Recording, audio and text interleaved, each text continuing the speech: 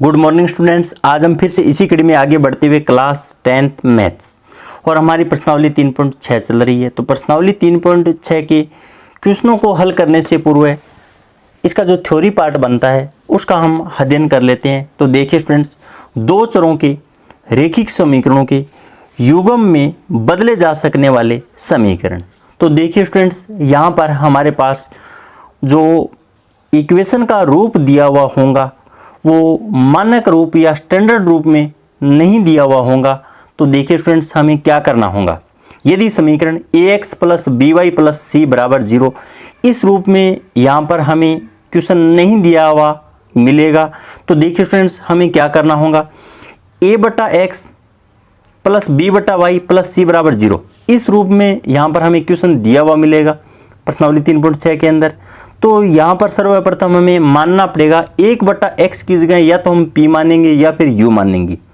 ये हमारी मर्जी के अकॉर्डिंग रहेगा, हम u भी मान सकते हैं और p भी मान सकते हैं।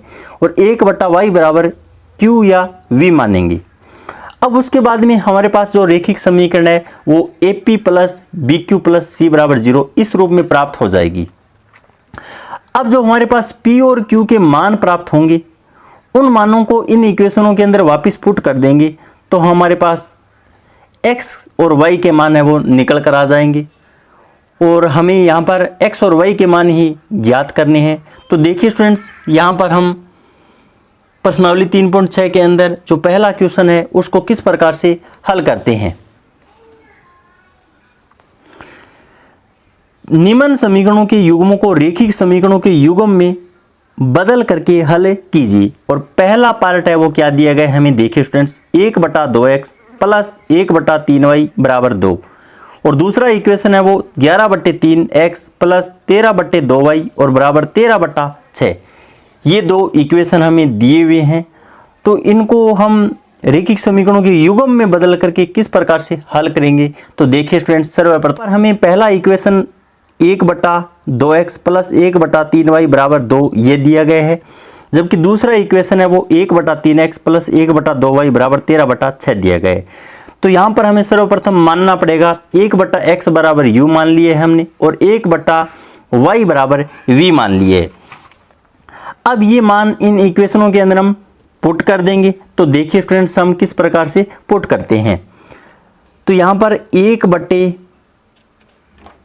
2 और 1 बटा x की जगह हमने क्या मान रखा है, u मान रखा है। तो यहाँ पर हम क्या कर देंगे, u कर देंगे प्लस का चिन्ह और 1 बटा y की जगह हम v रख देंगे और बट्टे के अंदर 3 और बराबर है 2।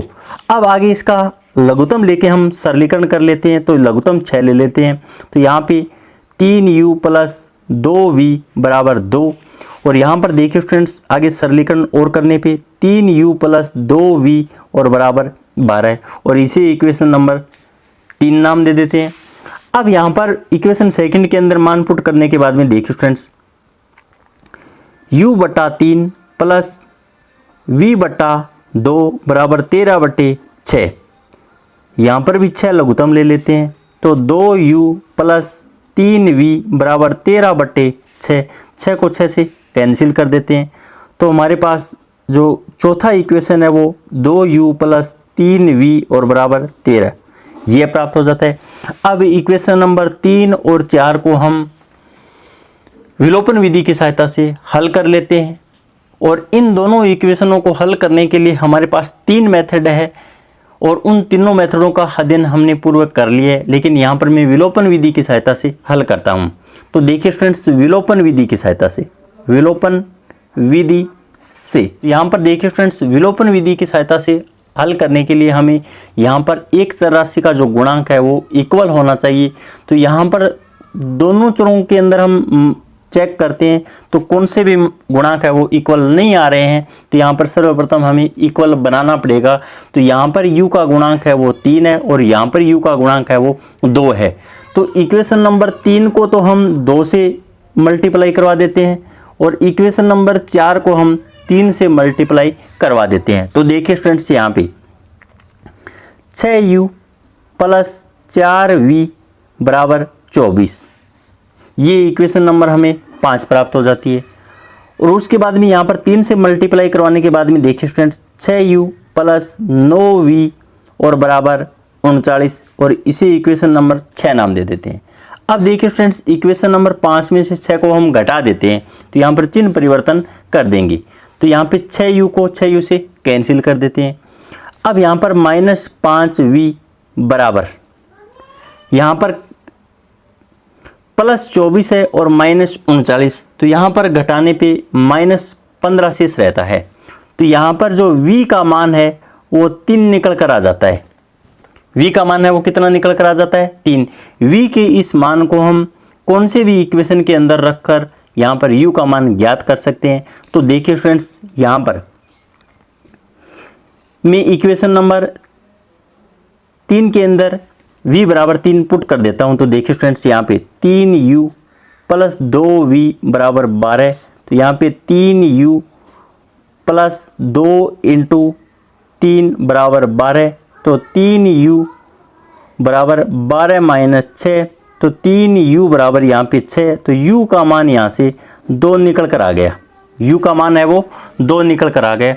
u और v के मान हम वापस से यहाँ पर पुट कर देंगे।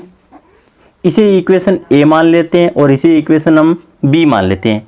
तो ये जो u और v के मान हमें प्राप्त हुए हैं, ये मान हम वापस a और b इक्वेशन के अंदर पुट कर देंगे। तो देखिए स्टूडेंट्स, यहाँ पे 1/x बराबर u और u का मान यहाँ से हमें 2 मिला है। तो 1/x बराबर 2 और यहाँ से x का जो मान है वो हमें 1/2 प्राप्त हो जाता है। इसलिए यहाँ पे x का मान है वो 1/2।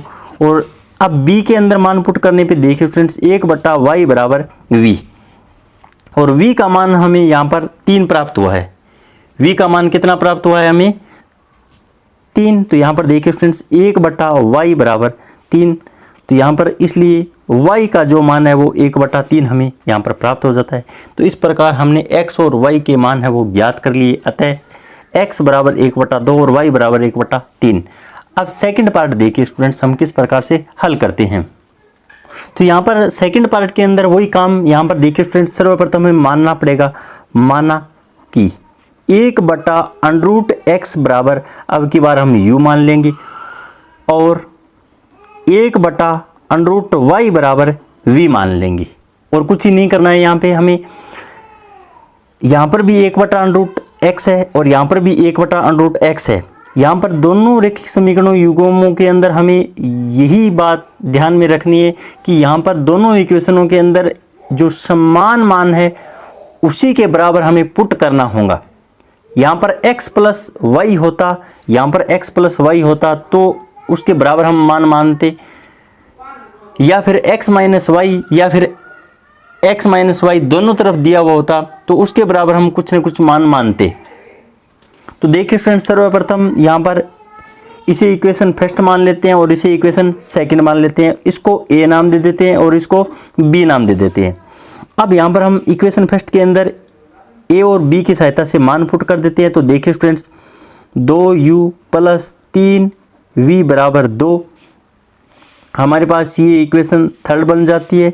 और यहाँ पर मान पुट करने पे देखिए स्टूडेंट्स, 4u - 9v बराबर -1 और ये इक्वेशन नंबर 4 प्राप्त हो जाती है। अब इक्वेशन नंबर 3 और 4 को हम विलोपन विधि की सहायता से हल कर लेते हैं।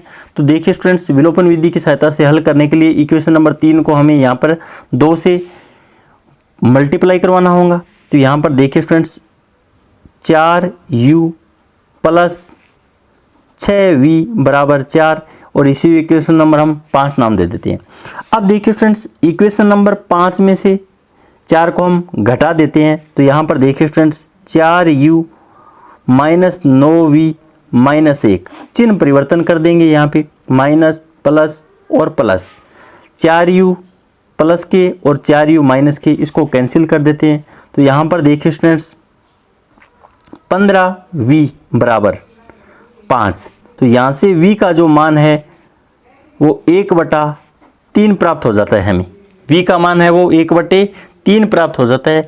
और v के इस मान को हम कौन से भी इक्वेशन के अंदर रखकर u का मान है वो ज्ञात कर सकते हैं। तो देखिए स्टूडेंट्स, यहाँ पर इक्वेशन नंबर 4 के अंदर v का मान मैं पुट कर देता हूँ। तो देखिए स्टूडेंट्स, 4u -9 इंटू 1/3 बराबर -1, तो 4u -3 बराबर -1, तो 4u बराबर -1 और प्लस 3, तो यहाँ पे 4u बराबर 2, तो u बराबर देखिए स्टूडेंट्स 1/2 मान है वो हमें प्राप्त हो जाता है।